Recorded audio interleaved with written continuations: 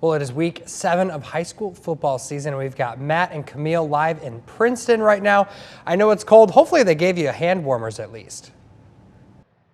Yeah, you know, David, she's the one that's kind of complaining more than I am. Yeah, I'm a Midwesterner. I'm the wuss. This is really nice for football, and it's going to be a great night for high school football. Yeah, you need to toughen up a little bit, young lady. I know. And it's ironic that it's probably the coldest Friday of the year, and this is the one Friday that Corey's taken off, I think, in the 10, 12 years that I've worked with him. I know, it's almost like he planned that, right? He knew better. He knew better. So, yeah, as we mentioned, huge Friday night of high school football, week 7 here on the Score. And what happens this time of year is teams start looking at if they're ready to get to the playoffs, if they can get to that number 2, get to the playoffs, conference championships and conference races, kind of get a clearer picture on what's going on. So a lot of great matchups around the entire Quad City area. We'll start here at Princeton, where we've been all morning, and Princeton coming in 6-0. They host St. Bede 6-0 as well. 6-0. So it's number 3. St. Bede is number 6. Yeah. Number 6. So, I mean, a top 10 matchup.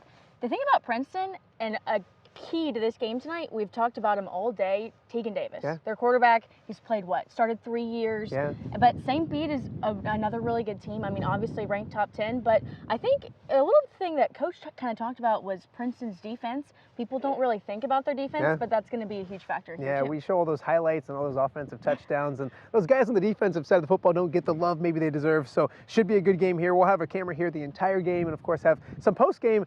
Hopefully we'll talk to Coach Pearson again if they can get a victory tonight coming up a little bit later on. In the Western Big Six, things are starting to come into clearer focus as well. 2 teams are still unbeaten, Sterling and Moline, and of course they play next week in week 8, homecoming at Moline. We're all kind of looking forward to that, seeing if that happens, but first things first, you have to get there first. Rock Island goes to Sterling tonight, so a really good matchup up in Sterling. Rock Island 3-1 in the Western Big Six, playing some good football themselves. So test for Sterling, and then Moline goes on the road to Galesburg. We'll see if they can get the job done as well. And then if that does happen, and Sterling and Moline do win, then we got a great matchup coming up next week. And of course, I believe we will be there next week at Browning Field coming up on GMQC and at 11. You might see us in the parade too. Yes, we're also walking the parade as well. So we'll talk about the Iowa side of the river as well. And everyone's talking about Davenport West, and I don't think they've had a great start like this since 1987. They're 6-0. That'll get tested tonight, though. I was going to say, Dazo, you've been doing this, what, 22 years? Too long. If I had told you last year that West was going to go 6-0, I would have said, heck yeah.